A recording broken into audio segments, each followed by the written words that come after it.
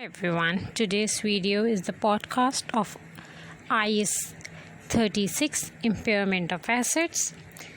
This accounting standard is a pretty short and a very important accounting standard. So what is actually starting with this? What is the impairment of asset? What is the impairment of asset? It is the reduction in the recoverable amount of an asset below its carrying amount. Okay, assets should not be carried. Moving further, assets should not be carried at no more than their recoverable amount. This is the scope. Either it's a reduction in the recoverable amount below the carrying amount of the asset, or it is that asset should not be recorded or held in the books more than the recoverable amount. So what is the carrying amount and what is the recoverable amount? Recoverable amount is the higher of these two figures: fair value less cost to sale or value in use, and the present value of future cash flow will be used to calculate the value in use, and the discount rate that will be used will be pre-tax. And this is recoverable amount. Repeating is, what is recoverable amount? Recoverable amount is higher of fair value less cost to sale and or value in use. So what is carrying amount? Carrying amount is the amount the asset is currently recorded in the books. Impairment loss. How is impairment loss? When an impairment loss is recognized, how it is treated in the books? Impairment loss is charged to statement of profit and loss, or you can simply say income statement. Impairment loss allocation. How impairment loss is going to be allocated? If asset is held or being depreciated using cost model, then the impairment loss is straight away going to be charged in the statement of profit and loss. If asset is held at revaluation model, then there will be two aspects: reversal of any previous revaluation surplus, and the remaining will be charged to income statement. To elaborate what will be the treatment of impairment loss allocation when the asset is held at revaluation model. If previously asset was revalued upward, then now the impairment loss that is going to be recognized. For example, asset was previously revalued upward $30, yeah, 30,000. And now impairment loss of 50,000 is to be recognized. Then 30,000 of impairment, 30,000 of revaluation reserve will be deducted or will be reversed. Revaluation will be reversed by 30, and the remaining, the 20,000, will be charged to statement of profit and loss or income statement. Now moving further, reversal of impairment. Reversal of impairment is possible to the extent that asset has been never impaired. It's a very key aspect of it. Goodwill impairment is never reversed. Once goodwill is depreciated, it will never be reversed, no matter what. And once the asset meet the criteria to be classified as held for sale, it is excluded from the scope of IAS 36 impairment of asset and accounted for under IFRS 5 non-current asset held for sale. Then other topic, that is cash generating unit and the particular treatment of cash generating unit in IAS 36 impairment of asset. Defining what is cash generating units, it is the smallest identifiable group of assets that generate cash independently from other assets. A cash generating unit is a smallest identifiable group of assets that generate cash independently from other assets. For example, if we consider the entire Pepsi group, then you can see it's a Pepsi beverage group. There will be a Lay's. So Pepsi is a separate cash generating unit. Lay's is a separate cash generating unit. They are not one. They are separate cash generating unit.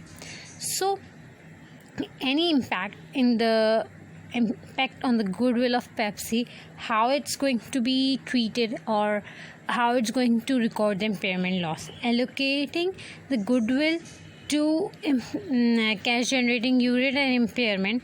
There are times when when goodwill doesn't belong to a particular cash generating unit, means a single particular cash generating unit does not have its own goodwill, but an entire group have one. And same as it is, there are goodwill, so there will be an impairment on the whole of the group.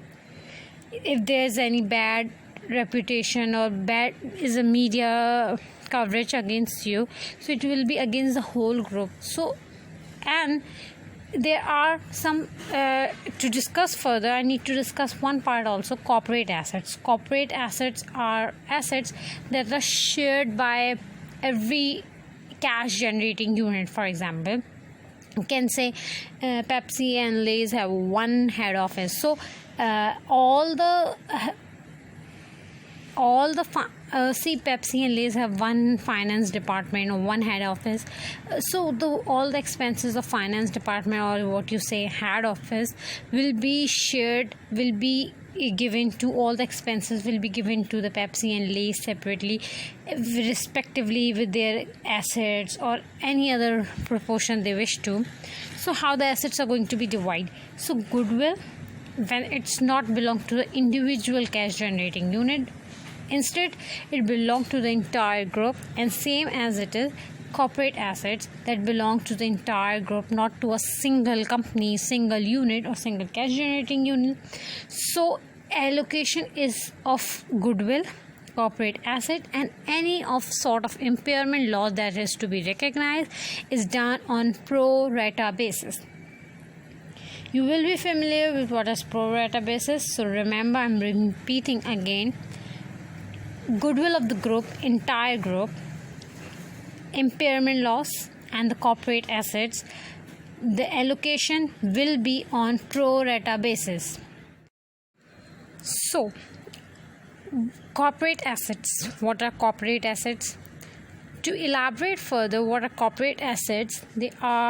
They support cash generating units. What are corporate assets? Corporate assets support cash generating unit. They do not generate cash on their own. They are treated in a similar manner to a goodwill. These are the few characteristics I have summed up for you. Corporate assets support cash generating unit. They do not generate cash, and they are treated in a similar manner to goodwill. Now, reverse? Okay, impairment loss will cover both when an impairment has to be recognized and when reversal of impairment. Now I am going to discuss reversal of impairment. Reversal of impairment: the carrying amount of an asset is not increased above lower of these two figures. Recoverable amount: carrying amount asset was never depreciated. So if an asset is to be impairment is to be reversed, now what will be the carrying amount of the asset after the reversal of impairment? The carrying amount of asset is not increased above the lower of these two figures. Recoverable amount: the carrying amount of asset as asset was never depreciated. Goodwill: what is the treatment of goodwill in IAS 36 impairment? Once the goodwill is impaired, impairment loss is never reversed, and depreciation expense and impairment loss, this is an income statement point. Depreciation expense and impairment loss is reported net in income statement. Impairment. Now moving further, impairment if reasonable allocation is not possible. What if there is no reasonable allocation is not possible for any of the item? This usually comes with the goodwill or corporate asset. When you don't have reasonable allocation reasonable allocation to do the impairment. There are 2 steps. Step 1 will be review the individual units for impairment. Step 2, compare the carrying amount of business after the step 1 with the recoverable amount. So, this is a tricky aspect that you will review the individual assets or individual units, cash generating units for impairment, and second part you can compare the carrying amount of business after the first step with the recoverable amount. So this marks the end of IAS 36 impairment of asset. Do give me your feedback in the comment section and subscribe to my channel. You can also suggest me other standard you want me to do the podcast, and do give me your feedback. I'm waiting for your reply. Bye.